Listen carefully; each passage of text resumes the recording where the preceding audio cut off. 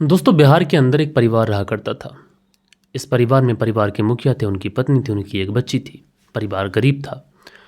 लेकिन जैसे जैसे वक्त गुजरा, वक्त गुजरने के साथ में इस परिवार के ऊपर अचानक से गमों का पहाड़ टूट जाता है।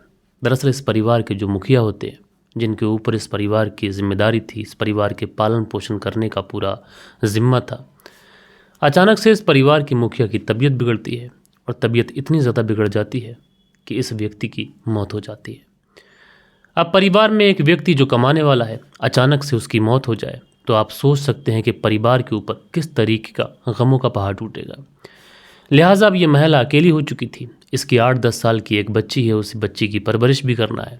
समाज में किस तरीके से उसको शिक्षा देना है, किस तरीके से उसकी परवरिश करना है, किस तरीके से उसकी ज़रूरतों का ध्यान रखना है, ये तमाम तरीके की जो जिम्मेदारी थी अब इस महिला के ऊपर आ चुकी थी। लेकिन महिला अपनी जिम्मेदारियों से पीछे भी नहीं हटती है। तमाम मेहनत करती, किसी के घर जाकर भी काम करती, ताकि वो अपनी बच्ची को बेहतरीन से बेहतरीन परवरिश और शिक्षा दे सके। धीरे धीरे वक्त गुजरता है। वक्त गुजरने के साथ में चूंकि ये महिला अकेली थी, इस महिला की ज़िंदगी में एक व्यक्ति की एंट्री होती है। अब इस व्यक्ति की जब एंट्री होती है इस महिला की ज़िंदगी में, तो उसके बाद ये महिला उससे थोड़ा सा नज़दीक जाती है, वो इसके नज़दीक आता है। धीरे धीरे दोनों के बीच में मोहब्बत होती है। मोहब्बत इन दोनों के बीच में कुछ इस कदर हो जाती है कि अब ये दोनों एक दूसरे से शादी करने का फैसला कर लेते हैं। अच्छा, इस महिला ने यह भी सोचा था कि उसकी बच्ची यतीम है और अगर वो इस व्यक्ति से शादी कर लेगी तो उसकी बच्ची को बाप का नाम भी मिल जाएगा। और इस समाज के अंदर हम दोनों माँ बेटी अकेले हैं तो हमें एक सुरक्षा भी मिल जाएगी और एक ज़रिया भी मिल जाएगा ज़िंदगी जीने का। इसीलिए ये महिला इस तरीके का फ़ैसला करती है। महिला का फ़ैसला बिल्कुल सही था, गलत भी नहीं था। लेकिन दोस्तों, उसके बाद में जब ये महिला उस व्यक्ति से शादी कर लेती है, शादी करने के बाद में थोड़ा सा समय गुजरता है। समय गुजरने के साथ में जो बच्ची थी थोड़ी सी और बड़ी होती है। अब 12 से 14 साल उसकी उम्र हो चुकी थी।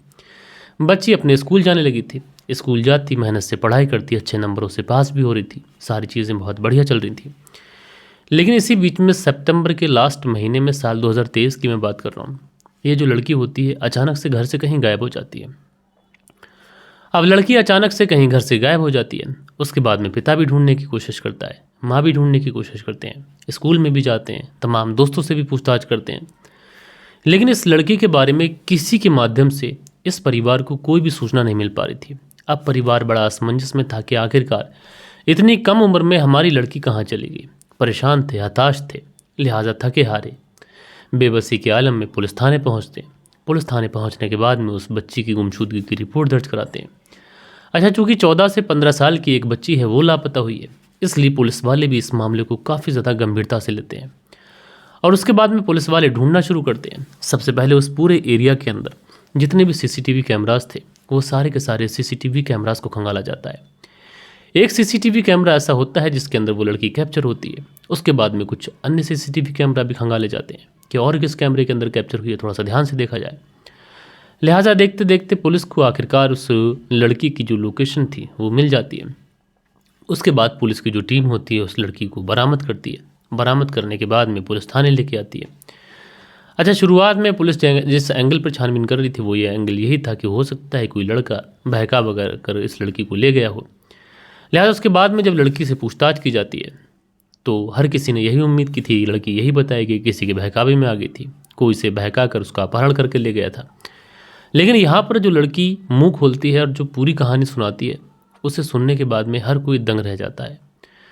दरअसल ये लड़की बताती है कि मेरी माँ ने दूसरी शादी की थी, मेरे पहले वाले पिता की डेथ हो चुकी थी, लेकिन मेरी माँ काम के सिलसिले में अक्सर घर से बाहर रहा करती थी। और जब कभी भी मेरी माँ काम के सिलसिले में घर से बाहर होती तो जो मेरा सौतेला पिता था वो घर पे होता, मैं घर पे होती। लिहाजा मेरे अकेलेपन का फ़ायदा उठाकर जो मेरा पिता था मुझे गलत तरीके से छूने की कोशिश करता। शुरुआत में मुझे लगा कि बस मामूली सा टच कर रहा होगा, मुझे नहीं पता था कि उसका ये टच बैड टच है। लेकिन जैसे ही उसकी इंतहा बढ़ती है, जैसे ही वो सारी लिमिट क्रॉस कर जाता है, तो मुझे भी लगने लगता है कि मेरे पिता की नीयत में खोट है। अब इस बारे में ये बच्ची बहुत ज़्यादा विचार करती रहती है कि वो क्या करे, किससे मदद मांगे। घर के अंदर ही जो बाप है वो दरिंदा बन चुका है। लिहाजा ये बच्ची फैसला करती है कि वो अपनी माँ से इस बारे में बताएगी। लेकिन फिर सोचती है कि अगर माँ ने उसे ही गलत समझ लिया और माँ का घर परिवार बिगड़ गया तो और ज़्यादा प्रॉब्लम हो जाएगी। कहीं माँ मुझे डांटे ना, माँ मुझे मारे ना। यही तमाम चीज़ें सोचती रहती है। उसके बाद फैसला करती है कि यहाँ पर रहूँगी तो फिर यही प्रॉब्लम्स आएंगी। इसलिए ये बच्ची अपना घर छोड़ने का फ़ैसला करती है। बहरहाल दोस्तों, पुलिस ने इस बच्ची के बयान दर्ज किए। बयान दर्ज करने के बाद में इसके सौतेले बाप को अरेस्ट भी किया गया। लेकिन ये छोटी सी कहानी मैं आप लोग को इसलिए सुना रहा हूँ कि यहाँ पर एक बच्ची के साथ में उसके घर में ये सब कुछ हो रहा था। तो कहीं ना कहीं इस बच्ची ने जो घर छोड़ा, उसकी जितनी गलती है उससे भी ज़्यादा बड़ी गलती कहीं ना कहीं इसकी माँ की भी गलती है। क्योंकि दोस्तों, आजकल जो पेरेंट्स होते हैं ये अपने बच्चों के सामने कुछ इस तरीके से स्ट्रिक्ट, कुछ इस तरीके से कठोर बनने की कोशिश करते हैं कि कई बार ऐसा होता है कि जो हमारे बच्चे होते हैं वो हमसे अपने दिल की बात भी नहीं कह पाते। अगर बच्चों से एज ए फ्रेंड हम लोग रहेंगे तो बच्चे अपने दिल की बात भी बताएंगे। लेकिन कई बार माँ बाप इतने ज़्यादा कठोर हो जाते हैं कि अगर कोई घर परिवार का, रिश्तेदारी का कोई व्यक्ति बच्ची का शोषण भी कर रहा होता है तो बच्ची डर की वजह से बता नहीं पाती है। और उसके बाद में ऐसा होता है कि या तो वो किसी बॉयफ्रेंड का सहारा लेती है, बॉयफ्रेंड गर्लफ्रेंड वाला कल्चर शुरू होता है, या फिर वो घर छोड़ने का फैसला करती है। तो इस तरीके से चीज़ें जो हैं वो समाज के अंदर हो रही हैं। तो इस वीडियो के माध्यम से मैं आप लोगों से यही कहना चाहता हूँ कि अपने बच्चों के साथ में अपना जो व्यवहार रखें वो दोस्ताना व्यवहार रखें। कम से कम बच्चे हम अपने माता पिता से, हम लोगों से अपने दिल की बात कह सकें। तो इस छोटी सी कहानी के अंदर एक बड़ी सीख भी है। अब चलते हैं सीधा सीधा आज की इस कहानी का रुख करते हैं। और दोस्तों, आज की इस कहानी की बात करें तो आज की ये कहानी बिहार में एक कांड हुआ था, आप लोग को पता होगा, आरती यादव और छोटू यादव वाला कांड। और इस कहानी को बहुत ज़्यादा तवज्जो भी मिली थी, बहुत ज़्यादा हाईलाइट, बहुत ज़्यादा सुर्खियाँ बटोरी। लेकिन आज की जो कहानी मैं आप लोग को सुनाऊंगा, ये कहानी भी उसी की तरह सेम कहानी है। हाँ, वो बात अलग है कि इस कहानी को उतना ज़्यादा एक तरीके से पब्लिक का अटेंशन नहीं मिला। बात करें दोस्तों आज की इस कहानी की, तो आज की इस कहानी की शुरुआत होती है उत्तर प्रदेश के बदायूं से। और इसी बदायूं के अंदर एक थाना लगता है, जो थाना है दातागंज। और इसी दातागंज थाने के अंतर्गत एक गांव है बिहारीपुर गांव। और इसी बिहारीपुर गांव के अंदर एक लड़का रहा करता है। लड़के का नाम अभिषेक है, उम्र इसकी 22 साल के आसपास है। जो लड़का है अपने परिवार का इकलौता लड़का है। इस लड़के ने पहले जो हाई स्कूल था वो भी अच्छे नंबर से पास किया, उसके बाद 12th में भी अच्छे नंबरों से इसने पास किया। लेकिन 12th करने के बाद में अब इसकी समस्या ये थी कि आगे पढ़ाई में क्या करे। तो कुछ लोगों ने इससे बताया कि अगर तुम ITI कर लोगे तो तुम्हें अच्छी नौकरी मिल जाएगी। अब अभिषेक के भी मन में यही था कि वो ITI कर ले। लेकिन मुश्किल ये थी कि अभिषेक का जहाँ पर घर था उस घर के आसपास कोई भी बढ़िया ITI का कॉलेज नहीं था। अब अभिषेक क्या करे? अगर शहर जाता है तो वहाँ शहर में उसे रहना होगा, वहाँ का खर्चा उठाना होगा। इस परिवार के लिए सारी चीज़ें एकदम से पॉसिबल थी नहीं। इसलिए अभिषेक की एक मौसी होती है जो कि आलापुर थाने के अनोला गांव की रहने वाली होती है। और कोइंसिडेंस ये था कि जहाँ की ये मौसी रहने वाली थी वहाँ पर एक बढ़िया ITI कॉलेज भी था। इसलिए ये मौसी आगे आती है। चूँकि ये बातें तमाम रिश्तेदारों में हो चुकी थी कि अभिषेक ITI तो करना चाहता है लेकिन कहाँ जाए ये समझ नहीं आ रहा है। लिहाजा जो मौसी होती है वो आगे आती है। आगे आने के बाद में कहती है कि बेटा अभिषेक तुम हमारे घर पे रह लो और यहाँ पर जो ITI का कॉलेज है वहीं से तुम अपनी ITI कंप्लीट कर लेना। अब अभिषेक के परिवार वाले यानी माता पिता जब ये बात सुनते हैं तो कहते हैं चलो ठीक है। उसके बाद अभिषेक भी सोचता है कि चलो ठीक है मौसी के यहाँ ही कर लेते हैं। उसके बाद अभिषेक अपना तमाम सामान लेकर पहुँच जाते हैं मौसी के यहाँ पर। वहाँ से अपनी ITI की पढ़ाई करना शुरू करते हैं। धीरे धीरे वक्त गुजरता है। वक्त गुजरने के साथ में अभिषेक को अपने मौसी के यहाँ पर अच्छा भी लगने लगा था और धीरे धीरे उसकी जो ITI थी वो भी कंप्लीट होने को आई थी।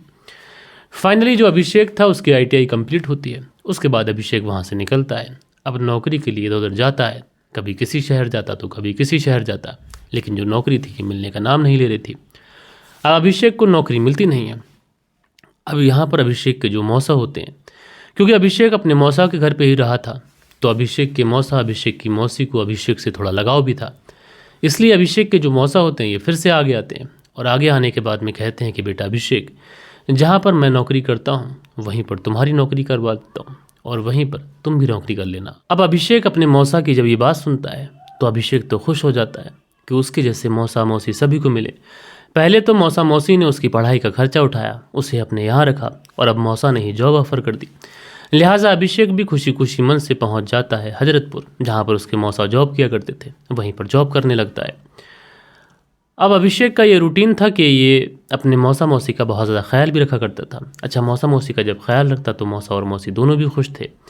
इधर अभिषेक का ये रूटीन था कि ये वैसे तो अपने मौसा के पास ही रहा करता था, लेकिन जब कभी भी इसकी छुट्टी होती या फिर सैटरडे की शाम को ही जब ये अपनी ड्यूटी से लौट के आता तो वो आ जाता अपने घर बदायूं में, जो उसका बिहारीपुर गांव है, और वहीं पर माता पिता के साथ रहता और संडे भी रहता। मंडे को सुबह चला जाता और ड्यूटी ज्वाइन कर लेता। इसी तरीके से चीज़ें चल रही थी, इसी तरीके से वक्त गुजर रहा था। लेकिन वक्त गुजरने के साथ साथ एक महीना आ जाता है, अगस्त साल 2023 का महीना।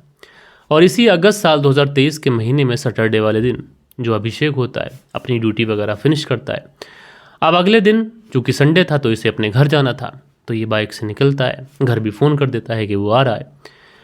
अब परिवार वाले भी इंतज़ार करते हैं कि चलो ठीक है, अभिषेक वहाँ से निकल चुका है, थोड़ी बहुत देर में आ जाएगा। लिहाजा अभिषेक वहाँ से निकल तो जाता है। इधर शाम होने को आई थी, परिवार वाले भी इंतज़ार कर रहे थे। अब तक तो अभिषेक को लौट आना चाहिए था, लेकिन अभी तक चूँकि अंधेरा हो चुका था, लेकिन अभिषेक का कहीं कर भी कोई पता नहीं था और अभिषेक अभी तक लौट कर नहीं आया था। अभिषेक जब घर नहीं पहुंचता है तो अभिषेक के माता पिता को अभिषेक की चिंता होती है।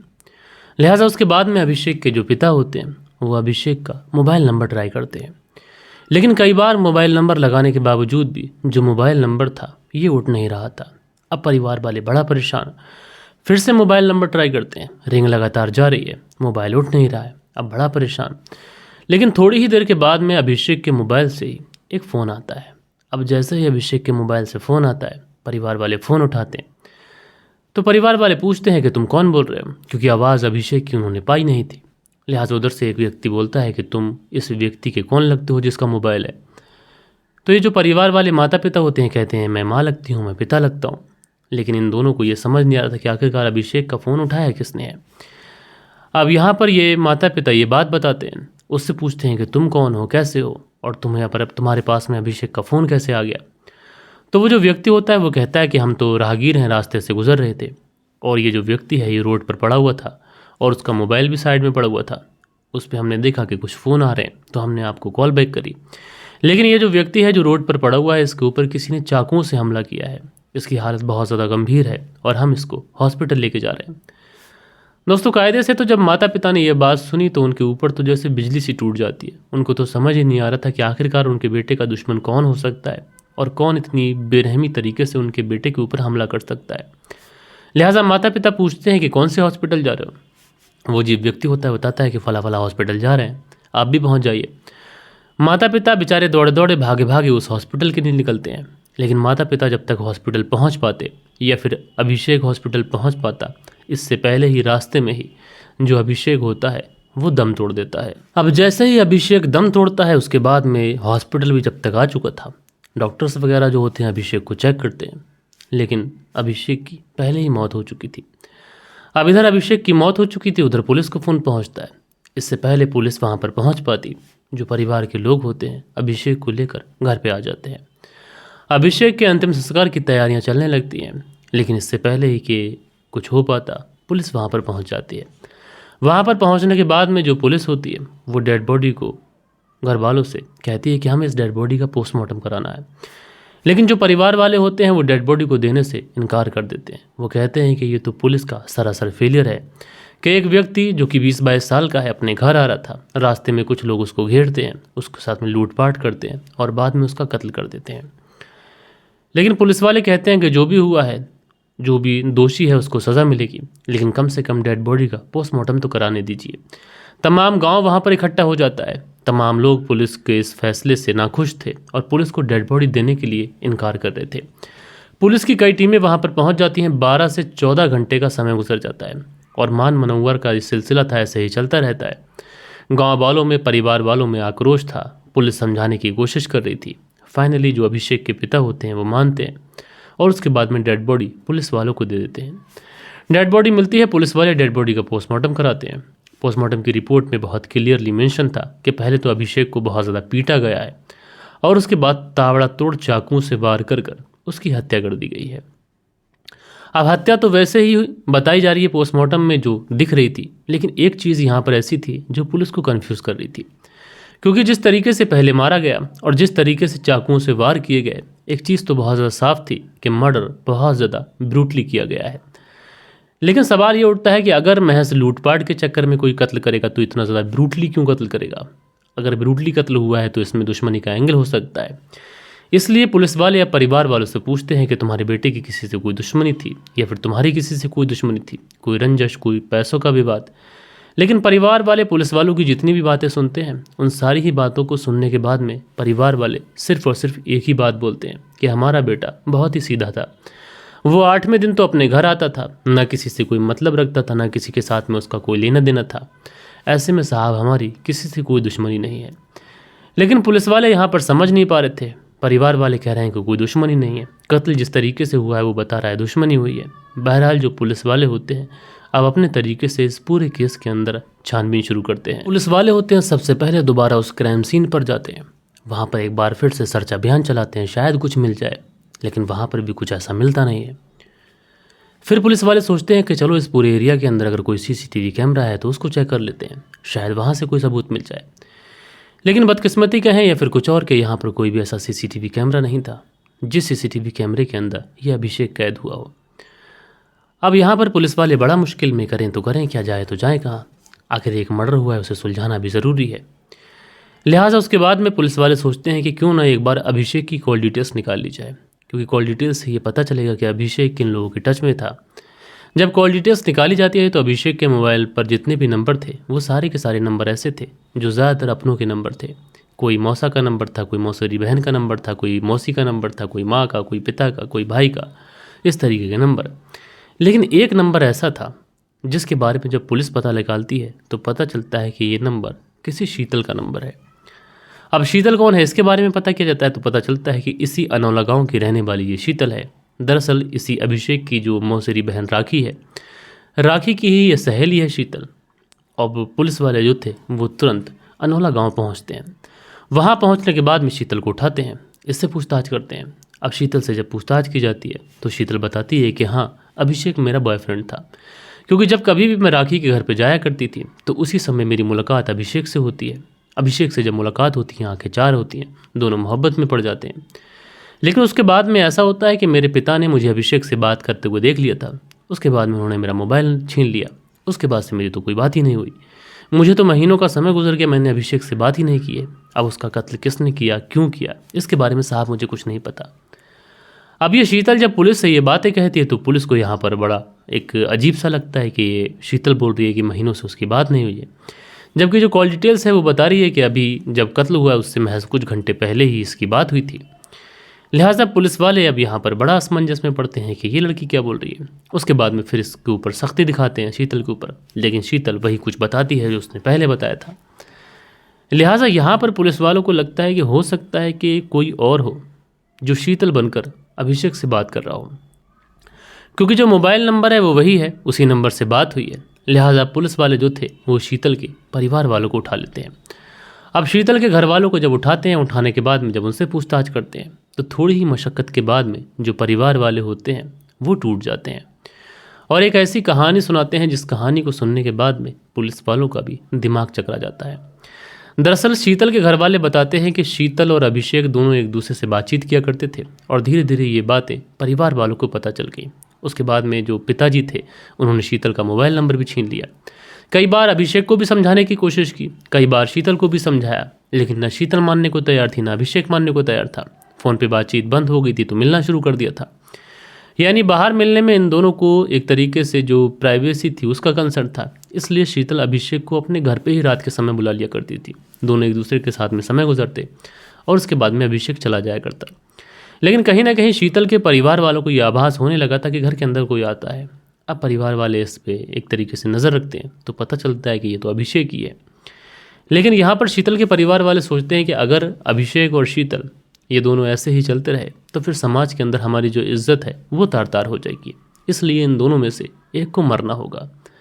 अब मरना होगा तो किसे मरना होगा, इसलिए ये प्लानिंग करते हैं कि अभिषेक का कत्ल किया जाए। अब कत्ल किया जाए तो कैसे किया जाए, इसलिए घर की ही एक महिला को ये तैयार करते हैं। जो फ़ोन शीतल से लिया गया था उसको फिर से एक्टिवेट किया जाता है। उसके बाद में उस महिला से कहा जाता है कि तुम शीतल बनकर अभिषेक से बात करो। और बड़ी हैरानी की ये बात होती है कि वो महिला जो थी वो शीतल बनकर अभिषेक से महीनों तक बात करती है। और इससे भी बड़ी हैरानी की बात ये थी कि अभिषेक को ये कानो कान खबर भी नहीं होती, आभास भी नहीं होता है कि वो अपनी प्रेमिका शीतल से बात कर रहा है या फिर किसी और से बात कर रहा है। और ये सिलसिला एक दिन नहीं बल्कि महीनों चलता रहता है। अब वो जो महिला थी शीतल बनकर तमाम तरीके से रेकी करती रहती है, कहाँ आते हो, कहाँ जाते हो, कब कहाँ जाते हो। और जब कत्ल हुआ था उसी कत्ल वाले दिन यानी अगस्त साल 2023 की मैं बात कर रहा हूँ। इस महिला ने कॉल किया था, अभिषेक से पूछा था कि निकल गए क्या। उसने बताया कि हाँ निकल गए। थोड़ी देर के बाद फिर कॉल किया, कहाँ पहुँचे हो, तो बताया फला जगह पहुँच गया। उसके बाद में ये महिला अपने परिवार वालों को बताती है कि अभिषेक भी वहाँ पहुँचा है, यानी थोड़ी देर के बाद में वो फला जगह पहुँच जाएगा। उससे पहले ही जो शीतल के घर वाले होते हैं वहाँ पर पहुँच जाते हैं। अभिषेक को पहले तो रोकते हैं, उसके बाद में इसकी बड़ी ही बेरहमी के साथ में पिटाई करते हैं और उसके बाद में चाकुओं से तावड़ा तोड़ वार कर अभिषेक की हत्या कर देते हैं। हत्या करने के बाद में उसके शव को वहीं पर छोड़ते हैं और वहाँ से 9-11 हो जाते हैं। प्लानिंग इनकी परफेक्ट थी कि शीतल ने बात की नहीं है, कोई सबूत हमने छोड़ा नहीं है, लिहाजा कर फ़ोन की बात आएगी तो शीतल से पूछेंगे, शीतल कुछ बताएगी नहीं, इस तरीके से ये केस उलझ के रह जाएगा। लेकिन यहाँ पर पुलिस वालों ने अच्छा दिमाग लगाया, उन्हें शीतल के परिवार वालों पर डाउट हुआ, परिवार वालों को उठाया, तो इस तरीके से ये पूरा सच है वो निकल के सामने आ गया। तो इस कहानी के अंदर आप लोगों ने देखा कि एक व्यक्ति जो एक लड़की से बात करता है, सालों से उसकी मोहब्बत है, लेकिन महीनों तक वो एक ऐसी लड़की से बात करता रहा जो उसकी प्रेमिका ही नहीं थी। तो बड़ा आश्चर्य की बात है। तो इसमें मैंने आप लोग को 2 कहानी सुनाई। एक माँ बाप के लिए थी कि माँ बाप इतना ज़्यादा सख्त ना बने कि बच्चे अपने दिल की बात ही ना कर पाएँ, और दूसरी कहानी ये कि प्यार मोहब्बत में इतने भी अंधे मत बनो कि पता ही ना चले कि तुम किससे बात कर रहे हो और किसी साजिश का शिकार हो जाओ। बहरहाल दोस्तों, आप लोग इन दोनों ही कहानियों को किस तरीके से देखते हैं, अपनी राय नीचे कमेंट्स बॉक्स में ज़रूर से ज़रूर दीजिएगा। कल के दिन आप लोगों ने कुछ प्यारे से कमेंट्स भी किए हैं, अब वक्त होता है कि आप लोगों के कमेंट्स पढ़ लिए जाएं। सो दोस्तों, जो कल के दिन कमेंट्स किए थे इसमें सोहनलाल सेतिया जी हैं और ये लिखते हैं बहुत अच्छी कहानी है भाई। तो सोहनलाल सेतिया जी मेरे भाई आपका शुक्रिया। दिनेश कुमार लिखते हैं मलिक भाई साहब बहुत बढ़िया कहानी है। तो दिनेश कुमार जी मेरे भाई शुक्रिया आपका। फरजाना सिद्दीकी लिखते हैं आपकी क्राइम स्टोरी को 2-3 दिन से सर्च कर रही थी, आज पता चला कि आप बीमार थे, अल्लाह पाक आपको खुश रखे, आमीन, और स्वस्थ रखे।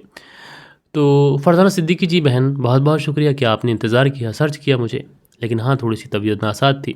खान अकील लिखते हैं अस्सलाम वालेकुम शाहबाज भाई, कहानी बहुत अच्छी है। तो खान अकील जी मेरे भाई आपका शुक्रगुजार हूँ। ए चौधरी हैं लिखते हैं लोगों के दिमाग कितना ख़राब हो गए हैं, न धर्म न चिंता न समझ न फ़िक्र, माँ बाप की इज़्ज़त का भी ख्याल नहीं है। तो ये चौधरी जी आपने अच्छी बात कही, आपका शुक्रिया। दिनेश कुमार लिखते हैं my wife also like your story. तो दिनेश कुमार जी आपकी जो वाइफ दीप है बहन, आपका भी बहुत बहुत शुक्रिया।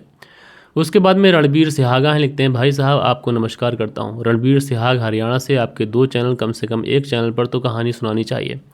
तो अगर बीमार होऊंगा तो फिर एक भी कैसे सुना पाऊंगा, इसलिए सुना नहीं पाया, माफ़ी चाहता हूँ। खैर, मनदीप वर्मा नाम से कमेंट्स किया है, लिखते हैं नमस्कार सर जी, नाइस वॉइस, प्रदीप वर्मा जलंधर पंजाब से। तो ये मनदीप वर्मा की पत्नी है प्रदीप वर्मा जी, जलंधर पंजाब से कहानी सुनती हैं बहन, बहुत बहुत शुक्रिया आपका।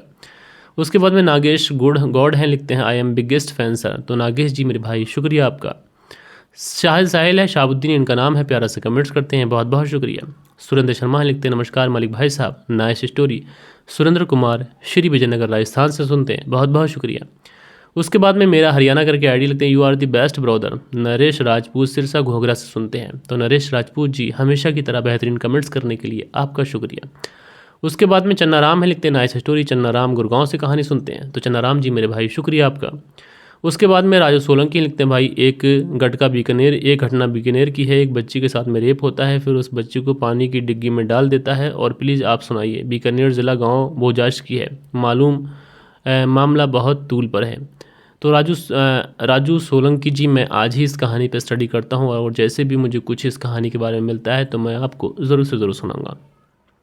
सचिन चौधरी जी कमेंट्स करते हैं, सुन त्यागी लिखते हैं भाई साहब बहुत बढ़िया कहानी है, और अनुशालन त्यागी सियाना शहर से। तो बहुत बहुत शुक्रिया।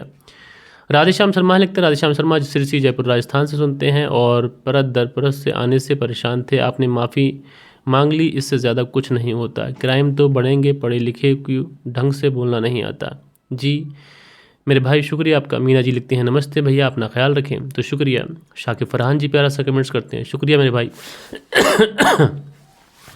नागेश गौड़ हैं, लिखते हैं show me photos sir please. Nagesh ji हर कहानी के अंदर फ़ोटो पॉसिबल नहीं होते हैं।